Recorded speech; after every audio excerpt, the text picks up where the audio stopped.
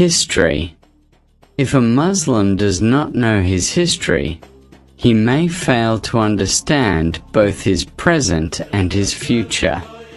Without knowledge of the past, it becomes difficult to distinguish friends from enemies and to learn from previous experiences. By studying history, we can recognize who truly supports us and who opposes us. Our enemies are not necessarily other Muslims, but often those who work openly or secretly against the Muslim community. When discussing the great Muslim civilizations, Al-Andalus, Muslim Spain, holds a special place. Around the year 350 AH, after the death of the great Caliph Abd al-Rahman al-Nasir, his son Al-Hakam al-Mustansabila assumed leadership. Al-Andalus, originally conquered by Tariq ibn Ziyad, flourished under Abd al-Rahman al-Nasir and continued to prosper during the reign of al-Mustansabila. At that time, the main rivals of Al-Andalus included the Kingdom of Leon, Castile, Navarre, and Barcelona. Although these states often fought among themselves, they were also united by their opposition to the Muslim state. King Sancho of Leon was once removed from his throne and sought assistance from al-Mustansabila.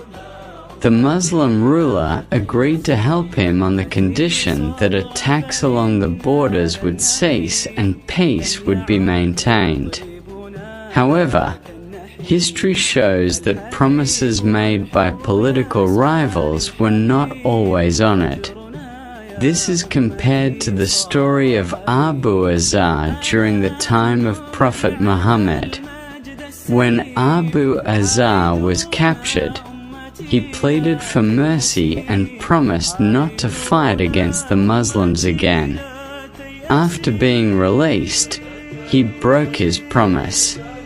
When he was captured a second time, the Prophet said, "A believer is not stung from the same hole twice." This teaches the importance of wisdom, caution, and learning from past mistakes. Al-Mustansabila eventually helped restore Sancho to power. Yet after regaining his throne, Sancho failed to fulfill his promises and instead worked to unite European forces against the Muslims. This led to major conflicts, in which Muslim armies defeated those who had betrayed their agreements. The lecture also emphasizes that Muslims should not become enemies of one another. Whether in times of hardship or prosperity, they should support each other. Internal division and betrayal weaken a community, while unity strengthens it. Another important point is that Muslims were once leaders in knowledge, science, and civilization.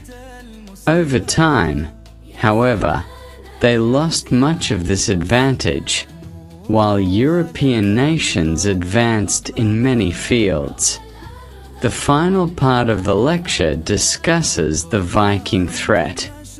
Vikings are described as fierce raiders who launched sudden attacks and engaged in plunder. When they attacked territories connected to Al-Andalus, help was requested from Cordoba, and Muslim forces were sent to confront them. The Vikings were ultimately defeated. Although al-Mustansabila was a great ruler, the lecture suggests that near the end of his life he made a significant mistake that later affected the future of Al-Andalus. His death was a major loss for the people, and the events that followed contributed to the weakening of the state. The main lesson of the lecture is that knowledge of history, unity, loyalty to one's promises, advancement in learning, and vigilance toward threats are essential for the strength and success of any society.